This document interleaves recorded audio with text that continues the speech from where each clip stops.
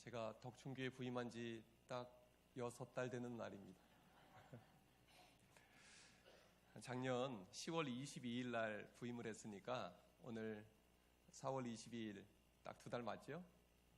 지난 6달을 돌아보니까 감사할 일이 참 많았습니다. 오자마자 추수감사절 시작했는데요. 감사로 시작된 절기입니다. 또 그 후에 대림절, 성탄절, 송구영신 예배, 신년 특별 새벽 기도회, 그리고 사순절 기도회, 그리고 부흥사경회가 있었습니다. 또 고난주간 특별 새벽 기도회, 부활주일까지 이렇게 하나님께서 지나온 한 걸음 한 걸음을 돌아보니까 날마다 채우시는 하나님의 은혜와 사랑이 가득했음을 고백합니다. 또 우리 교인들의 많은 기도와 사랑을 힘입어서 여기까지 올 수 있었구나 생각하며 감사했습니다. 그리고 그 사이에 저희 교회는 귀한 새 가족들을 또 보내주셨어요. 얼마나 감사한지 하나님 앞에 감사하고 또 감사할 일들 뿐입니다. 6달 전에 제가 첫 설교를 할 때 제목이 사랑의 집이었습니다. 제가 덕충교회 부임할 때 하나님께서는 저에게 사랑이 넘치는 교회, 사랑으로 소문난 교회로 하나님께서 세우시겠다, 그런 꿈을 주셨어요. 그래서 지난 6달을 돌아보니까 그 사이에 하나님께서 거기에 걸맞는 여러 가지 응답을 주셨구나 알 수가 있었습니다. 그 이야기는 뒤에서 하도록 하겠습니다. 오늘은 사랑으로 하나 되는 교회라는 제목으로 말씀을 전하겠습니다. 성경 전체에서 사랑이라는 말은 557번 나옵니다. 그런데 이 사랑이라는 말을 가장 좋아하고 가장 강조했던 사람이 있는데요, 그는 바로 사도 요한이었습니다. 사도 요한은 이 사랑이라는 말을 참 즐겨했습니다. 요한복음에서는 39번, 그리고 요한 1, 2, 3서에도 39번, 요한계시록에 6번, 다 합치면 요한 사도가 기록한 말씀에 총 84번이나 사랑이라는 말이 등장을 합니다. 이 숫자는요, 어느 정도 분량이냐면 성경 전체에 나오는 사랑이라는 말 중에 7분의 1이 넘는 숫자입니다. 그러니까 우리가 성경을 읽다가 사랑이라는 말을 만날 때 7번 중에 1번은 사도 요한이 했다 생각을 하면 얼마나 이 사도 요한이 사랑을 소중히 여기고 사랑을 강조했는지 알 수가 있습니다. 그래서 우리는 이 요한을 사랑의 사도다 말합니다. 요한은 제자들 중에서 우리에게 사랑을 가장 잘 가르쳐 줄 수 있는 제자입니다. 그래서 오늘 사도 요한을 통해서 우리에게 들려주신 하나님의 말씀에 귀 기울이고자 합니다. 주님은 오늘 요한을 통해서 우리에게 사랑의 비결을 가르쳐 주시는데요, 그 비결이 무엇일까요? 한번 따라해 보시기 바랍니다. 미워해도 다시 한번. 어디에서 들어본 말 비슷하죠? 오늘 본문은 13절에서 이렇게 말씀합니다. 형제들아, 세상이 너희를 미워하여도 이상히 여기지 말라. 요한이 이렇게 말하는 것입니다. 세상은 너희들을 미워할 것이다. 그래도 이상하게 여기지 말아라. 이상히 여기지 말라는 말은 헬라어로는 타우마조라는 말인데 본래 뜻은 놀라지 말라라는 뜻입니다. 본래 세상 사람들은 예수 믿는 사람들을 달가워하지 않습니다. 왜 그럴까요? 어둠은 빛을 싫어하기 때문입니다. 아니, 어둠은 빛을 미워하기 때문입니다. 빛이 임하면 어둠은 물러나야 하니까요. 그래서 죄의 어둠 속에서 살고 있는 사람들은 복음의 빛이 비출 때, 그리고 복음의 빛 안에서 살아가는 이들을 만날 때 싫어합니다. 예수님을 보면 우리는 분명히 알 수가 있습니다. 하나님의 아들이신 예수님이 세상의 빛으로 오셨습니다.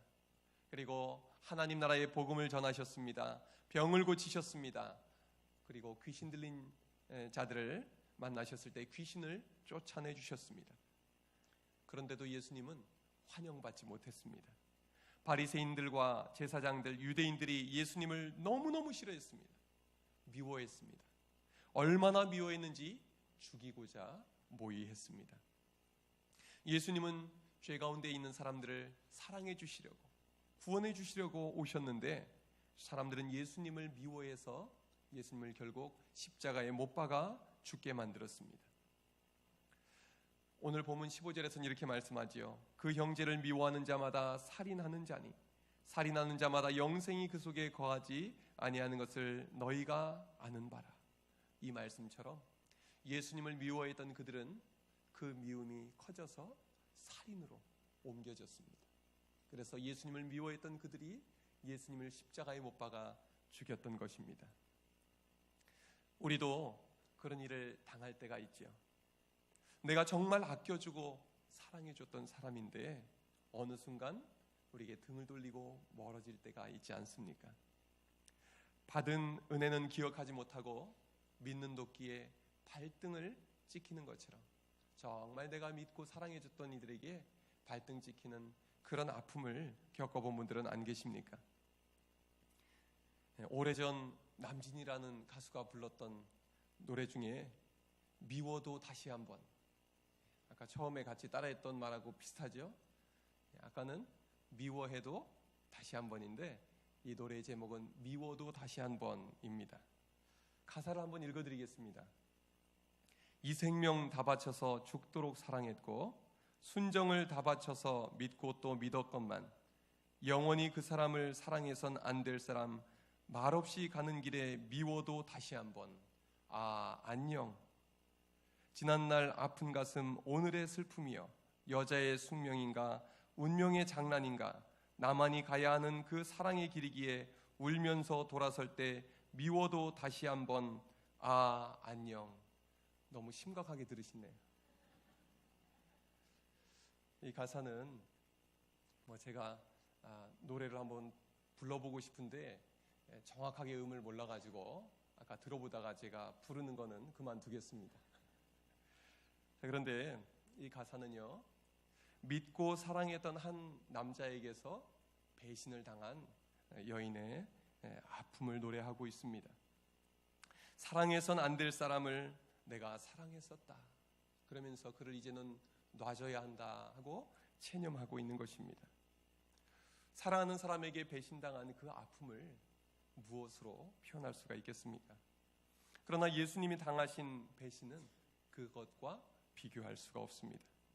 하나님의 아들이신 예수님이 이 땅에 오셔서 하신 일은 사랑해 주신 것뿐입니다. 그런데 사람들은 도리어 등 돌리고 배반하고 미워하고 우리 주님을 십자가에 못 박았습니다. 그때 예수님은 그들을 어떻게 대해 주셨습니까? 오늘 본문 16절을 함께 읽겠습니다. 시작. 그가 우리를 위하여 목숨을 버리셨으니 우리가 이로써 사랑을 알고 우리도 형제들을 위하여 목숨을 버리는 것이 마땅하니라. 아멘. 그들이 예수님을 배반하고 예수님을 미워하고 예수님을 십자가에 못 박을 때 예수님은 십자가 위에서 그들을 용서하셨습니다. 자신이 용서하셨을 뿐만 아니라 하나님 아버지 앞에 저들을 용서해달라고 몰라서 그러는 것이라고 용서를 구했습니다. 예수님의 사랑은 자신을 미워하는 이들을 미워해도 다시 한번 품으시고 용서하시는 사랑이었던 것입니다. 자신을 미워하는 이들을 위해서 목숨까지도 내어주시는 그 사랑, 그 사랑으로 인류 구원의 길이 열렸습니다. 바로 이 사랑으로 우리가 구원을 받게 된 것입니다. 오래전에 어느 집에 조우라는 노예가 한 명 있었답니다. 이 노예는 얼마나 똑똑하고 충성스러운지 그 주인의 신뢰를 듬뿍 받을 수가 있었습니다. 그 주인은 모든 일을 이 노예와 의논하고 그에게 대부분의 일을 맡겨주었습니다. 그런데 이제 집안이 커져서 노예가 하나 더 필요하다 싶어서 노예를 하나 더 사러 가야 됐습니다.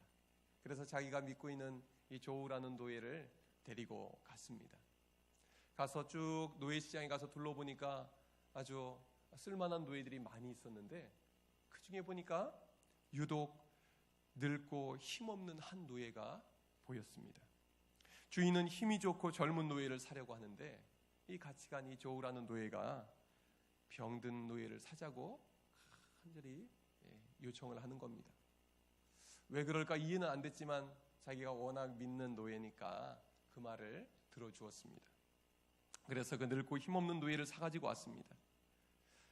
그 병든 노예는 집에 와서도 몸이 아프고 나이가 많으니까 일을 제대로 할 수가 없었습니다. 그의 몫까지 이 젊은 노예는 열심히 해주면서 틈날 때마다 그 병든 노예를 열심히 간호하고 돌봐주었습니다. 도저히 이해가 되지 않았습니다. 좀 젊고 힘 있는 노예가 와야 일감이 줄 텐데 왜 굳이 저 나이 들고 병든 노예를 데려오자고 했을까? 그리고 자기 일도 바쁠 텐데 왜 그를 돌보는데 저렇게 공을 들이는 걸까? 주인이 궁금해서 어느 날 물어봤습니다. 너는 일도 못하는 그 노예를 무엇 때문에 그렇게 극진히 돌봐주느냐? 그때 이 노예가 대답합니다. 주인님, 사실은 저 노예는 저의 원수입니다.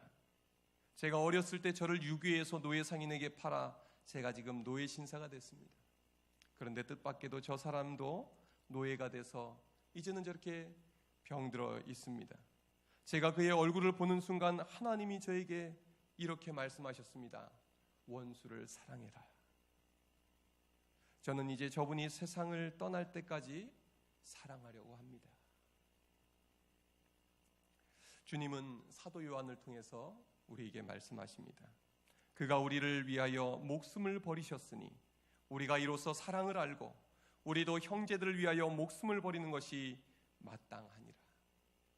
주님은 우리를 위해서 목숨을 버리시기까지 사랑하셨습니다. 그리고 우리도 그 사랑으로 형제들을 사랑하는 것이 마땅하다 말씀하십니다. 주님은 사랑으로 죽음을 이기셨습니다. 또한 주님은 사랑으로 미움을 이기셨습니다. 여러분, 누군가가 나를 미워할 때 이상하게 여기지 마시기 바랍니다. 신앙생활을 잘하면 누군가에게 미움을 받게 되어 있습니다. 세상 사람들이 그 모습을 그리 달가워하지 않습니다. 괜히 예수 믿는 것 때문에 미워하기도 합니다. 뿐만 아니라 교회 안에서도 믿음 생활 열심히 할 때 교인들에게 미움을 받는 경우도 있습니다. 그럴 때 어떻게 해야 할까요? 주님처럼 미워해도 다시 한번 사랑할 수 있기를 바랍니다. 주님께 받은 그 사랑으로 우리가 다시 한번 사랑할 때 우리는 사랑으로 그 마음을 녹이고 그 사랑으로 주님 앞에 그 영혼을 이끌 줄로 믿습니다. 주님이 오늘 요한을 통해서 들려주시는 두 번째 사랑의 비결은 무엇일까요? 같이 한번 해볼까요? 행함과 진실함으로. 예수님께서 말씀하시는 사랑은 막연한 사랑이 아닙니다. 추상적인 사랑이 아닙니다. 머리만으로 하는 사랑도 아니고 입술만으로 하는 사랑도 아닙니다. 우리 함께 17절 18절 말씀을 읽겠습니다. 시작. 누가 이 세상의 재물을 가지고 형제의 궁핍함을 보고도 도와줄 마음이 닫으면 하나님의 사랑이 어찌 그 속에 거하겠느냐. 자녀들아, 우리가 말과 혀로만 사랑하지 말고 행함과 진실함으로 하자.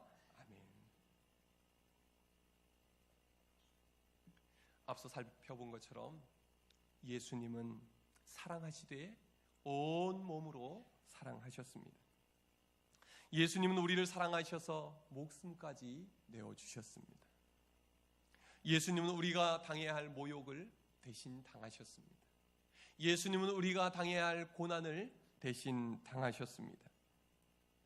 그리고 마지막 피 한 방울, 물 한 방울까지 우리를 위해 쏟아 부어주셨습니다. 그리고 우리가 당해야 할 죽음을 우리 주님이 대신 당하셨습니다. 주님은 그렇게 우리를 사랑해 주셨습니다. 그리고 말씀하십니다. 내가 너희를 사랑한 것 같이 너희도 서로 사랑하라. 사도 요한은 오늘 그 연장선에서 말씀하고 있는 것입니다. 자녀들아, 우리가 말과 혀로만 사랑하지 말고 행함과 진실함으로 하자. 왜 이런 당부를 하고 있는 것일까요? 이 사도 요한 당시에 교회 안에 사랑이 약해져 있었기 때문입니다. 그 당시에는 영지주의라는 이단이 초대교회를 휩쓸었습니다. 요즘도 이단이 많잖아요. 그런데요, 이 초대교회 때는 영지주의라는 이단이 교회 안에 파고들었습니다. 그런데 이 영지주의는 예수님이 말씀하신 사랑을 강조하지 않았습니다. 그들은 영적인 지식만을 강조했습니다. 이 세상은 악하게 창조되었다.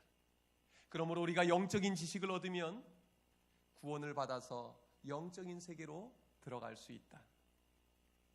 그러니까 그들은 이 구원을 얻기 위해서 육체의 수고가 필요한 것이 아니고 영적인 지혜를 얻는 것이 가장 중요한 관건이라 생각했던 것입니다. 그래서 그들은 예수님에 대해서 가르칠 때도 영적인 세계에서 오신 구원자이기 때문에 그분은 성육신을 하신 것도 아니고 십자가에 달려 고난받고 죽으신 것도 아니고 그의 죽었던 몸이 부활한 것도 아니라고 가르쳤습니다. 그냥 우리가 보기에 그렇게 보였던 것이지 그것은 사실이 아니었다고 가르쳤습니다. 다시 말해서 영적으로 구원받는 것이 중요하기 때문에 이 세상에서 삶은 중요하지 않다고 믿었던 것입니다. 그러니 이 세상에서 애써 사랑할 이유가 없다는 것입니다. 이렇게 믿으면 참 편하겠죠. 신경 쓸 일 별로 없습니다. 수고할 일도 별로 없습니다. 그러나 사랑을 빼놓고는 하나님을 알 수가 없습니다. 왜 그럴까요? 하나님은 사랑이시기 때문입니다. 사랑은 교회의 심장과도 같습니다. 사랑은 그리스도인의 생명과도 같습니다. 사랑이 약해지면 교회도 약해지고 사랑이 약해지면 우리의 믿음도 약해질 수밖에 없는 것입니다. 다른 것이 아무리 건강해도 심장이 약해지면 온몸이 약해지는 것과 마찬가지입니다.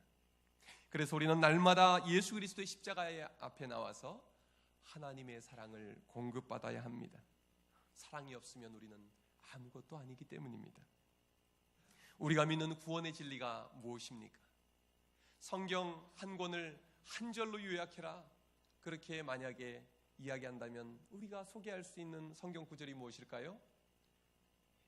요한복음 3장 16절. 어떻게 합니까? 하나님이 세상을 이처럼 사랑하사 독생자를 주셨으니 이는 그를 믿는 자마다 멸망하지 않고 영생을 얻게 하려 하심이라.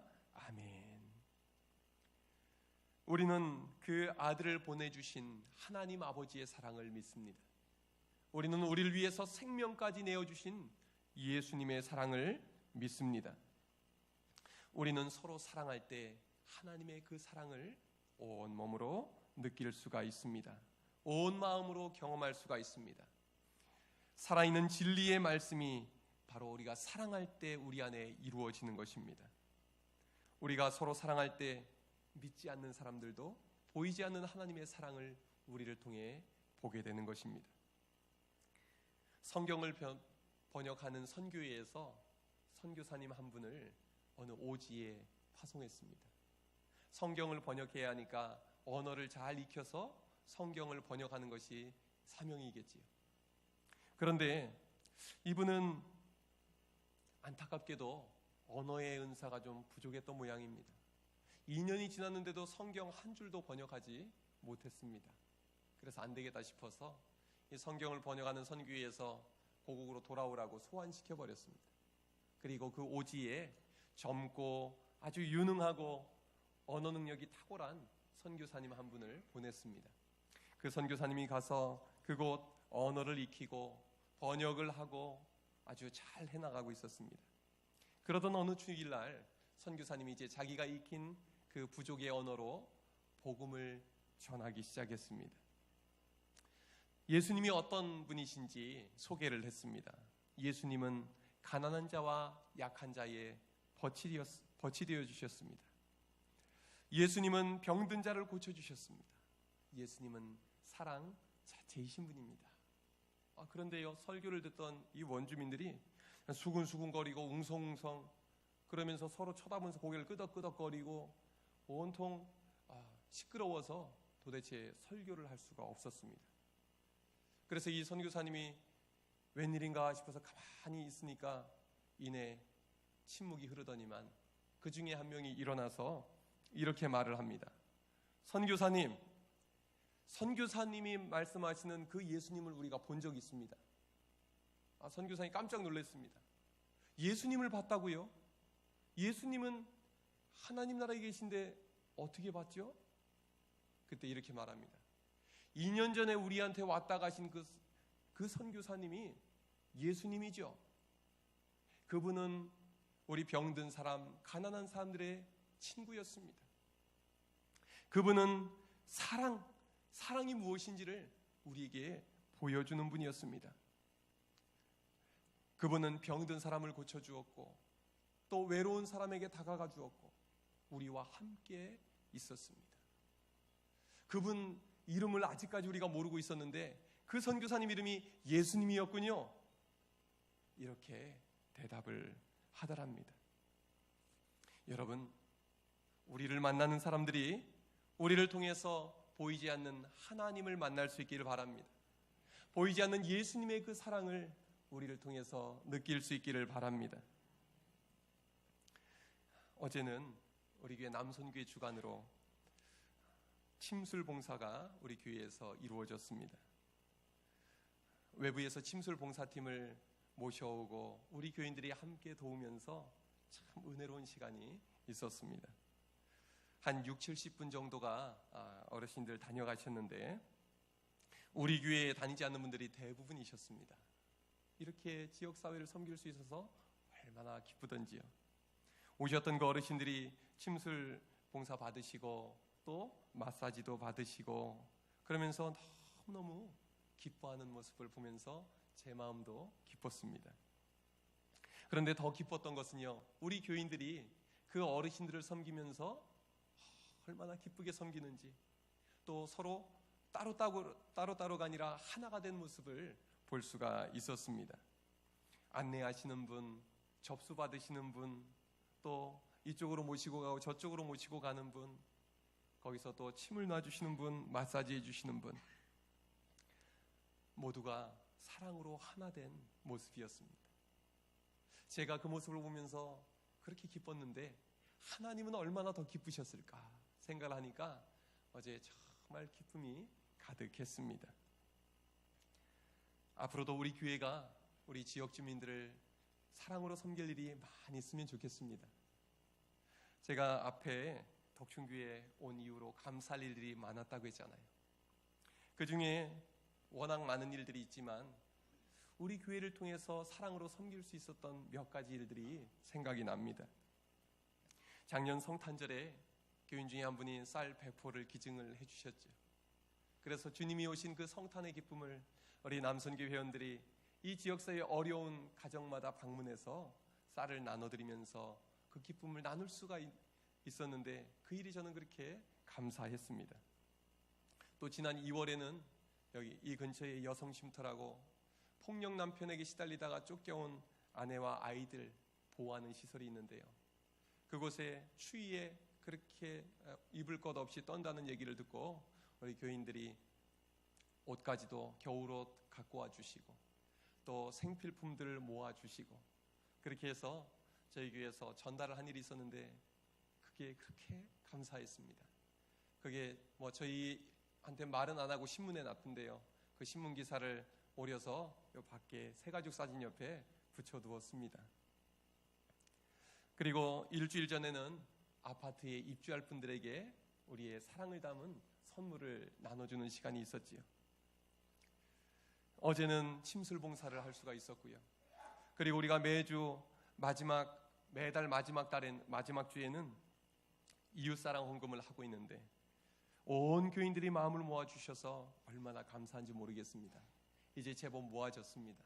그래서 이번 주 목요일에 우리 담당 장로님과 함께 주민센터에도 방문하고 이 위에 있는 충덕중학교도 방문하기로 했습니다.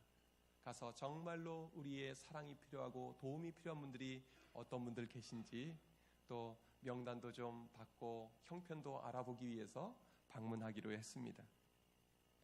저는 이렇게 함께 사랑을 나누는 덕충교회에서 목회를 하는 것이 너무너무 기쁘고 감사하고 행복합니다.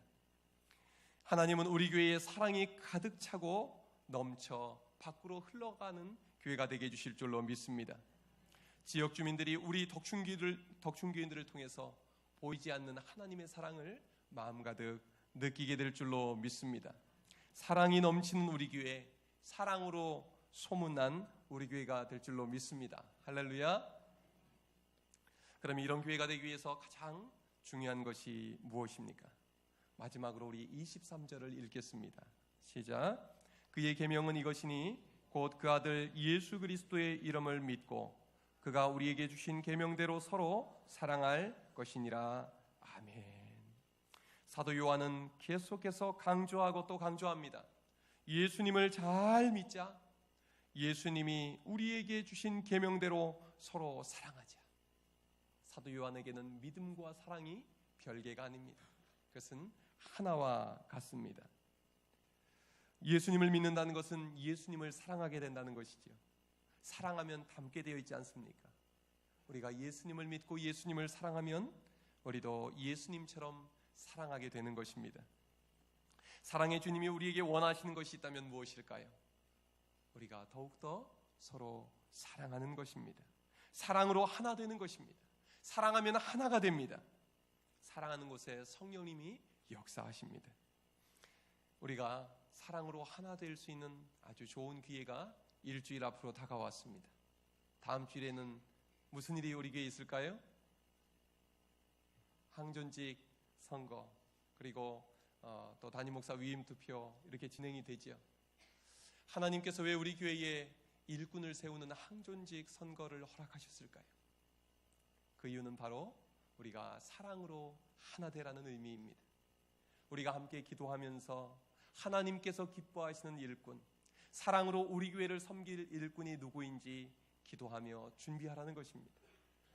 다른 교회들은 항존직 선거를 치르고 나면 분위기가 안 좋아지고 또 어려움을 겪는 교회들이 종종 있다는 얘기를 듣습니다. 그러나 저는 이 기간에 계속해서 기도하면서 하나님께서 우리 교인들을 선거를 통해서 사랑으로 하나 되게 해주실 줄로 믿습니다. 세상 선거는 편가르고 자기 마음에 드는 사람만 찍어주는 그런 선거잖아요. 그런데 교회 선거는 다르지요. 내 뜻대로 그렇게 세우는 것이 아니라, 내 마음에 드는 사람만 세우는 것이 아니라 하나님께서 기뻐하는 사람이 누구일까? 하나님께서 세우기 원하는 분이 누구일까? 기도하며 세우는 것이 교회의 선거이죠. 그래서 한 주 동안 우리가 집중해서 온 교인이 기도하면 좋겠습니다. 하나님께서 세우고자 하는 그 일꾼들이 세워짐으로 말미암아 우리 교회가 더욱더 건강한 교회, 사랑이 넘치는 교회, 은혜가 풍성한 교회가 될 줄로 믿습니다. 그래서 사랑으로 소문나고 사랑이 넘쳐 흐르는 우리 덕충교회가 될 줄로 믿습니다. 기도하겠습니다. 하나님 아버지,